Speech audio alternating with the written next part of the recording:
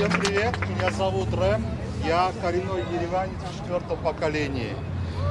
Я бы говорил на армянском, но я вижу большинство людей россияне, буду говорить на русском и надеюсь, армяне тоже поймут.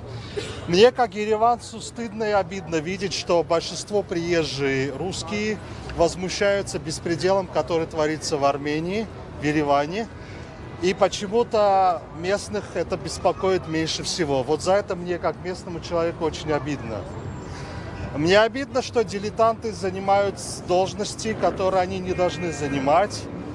Но беда не знать, беда не хотеть знать. И даже после того, как им говорят, что нельзя делать, они продолжают своем люди. Это уже называется вредительство. И я считаю, что либо их надо принудительно заставить соблюдать законы и правила, либо требовать, чтобы они покинули свои посты. И должен быть государственный контроль. У деревьев нету языка, они не могут ответить, а мы не деревья. Я не дерево, я пришел сюда говорить. И им в лицо сказать.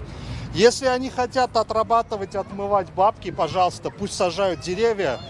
Парк Победы, Комайги, ущелье Раздана, все Тетернакабер, все лысое. Сажайте, зарабатывайте, хоть вашим внукам хватит.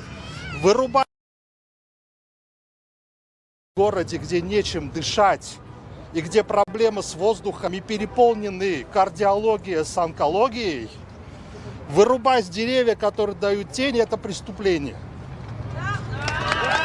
И сажать вместо этого декоративную фигню. Да, она красивая, но ее место в парках. Пожалуйста, английский парк и все, что я перечислил. Сажайте и сакуры, и юдовые деревы, папоротники, пальмы, банановые. Что хотите, сажайте. Пусть придем, мы радуемся. Но на улицах должны быть массивные деревья с широкой кроной, которые как минимум дают тень. Если человек этого не понимает, он не должен находиться на своей должности. Если понимает, продолжает, значит он преступник.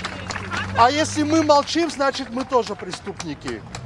И наше место в кардиологии сдохнуть, потому что мы замолчали и засунули язык в одно место.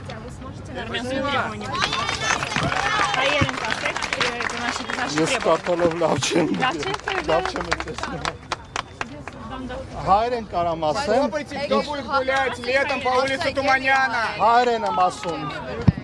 Мятер хайрен асен. Քանի որ ծառը լեզու չունի եւ չի կարա ասի ռադատ քաշին զերմիտուր, մենք ունենք լեզու եւ մենք պահանջում ենք, որ ծառերը չհատվեն, որովհետեւ մենք ունենք լուրջ խնդիր էկոլոգիայի, մենք ունենք լուրջ խնդիր բնապահպանության, մենք շոկ երկիր ենք, շատ ծանր օդով եւ յուրաքանչյուր հատված ծառը դա մեր դեմ է.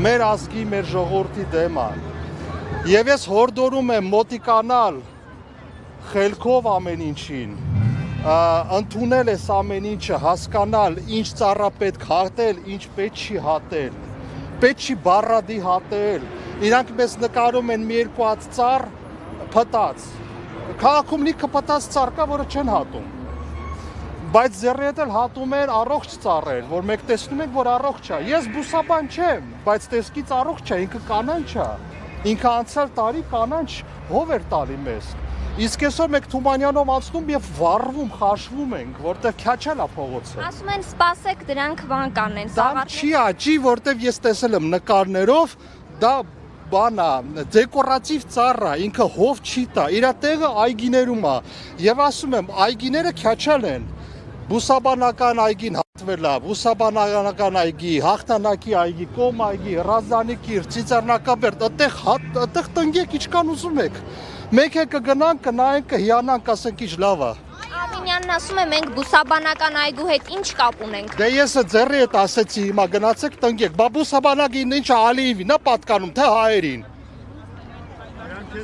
Մերն է, թե լա ուրիշինը։ Ես Երևանի քաղաքացի եմ, երևանցի եմ 4-րդ ժառանգում։ Համացանցեցեք իմացել ակցիայի մասին, ինչպես եք որոշել։ Այո, ես փողոցում տեսել եմ հատումը եւ ինձ վրդովեցրեց, որ մարդիկ մոտիկանում են Բեգոյանին եւ ասում են դուք ունեք փաստաթուղթ, ինքը ասում է ես եմ ստեղի փաստաթուղթը լուրջ, Մենք է մեխի գլուխ ենք։ Մեր գործը էս երկրում ապրելն է եւ մենք ենք որոշում ոնց ենք ապրում մենք երկրում։ Իրա գործն է մեզ լսելը։ Եվ անելն էց ոնց է մենք ենք ասում։ Ձեզ ինչպես ներկայացնեք։ Երևանի քաղաքացի Ռեմ Սահակյան։ Այո։ Ռեմ Սահակյան։ Այո։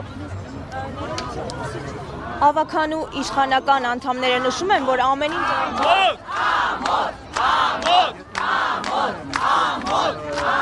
Կանաչ ծառերը, որոնք անցյալ տարի կանանչ են եղել եւ հով են տվել, եւ այս տարի հատված է, եւ դրա տեղը դեկորատիվ է, ինչքան ուզ համար դա օրինական լինի, դա լոգիկայից, տրամաբանությունից դուրս է մեկը։ Скажите, а кто Եթե մենք խեղդվում ենք, օդ չունում ենք, դրա ինչը կարա օրինական լինի։ Կներեք, բայց Գերմանիայում ֆաշիստական համակենտրոնացման ճամբարներն էին օրինական, բայց դա ճիշտ է։ Հա Հիտլերի ստորագրության որպես երկրի ղեկավար օրինացված էր դա, բայց դա ճիշտ է։ Հիմա ամեն ինչ իրանք օրականացնում են, մենք պետք է ընդունենք։ իսկ հանրային ճնշումը ինչ-որ բան կփոխի։ Իհարկե։ микрофон сделают?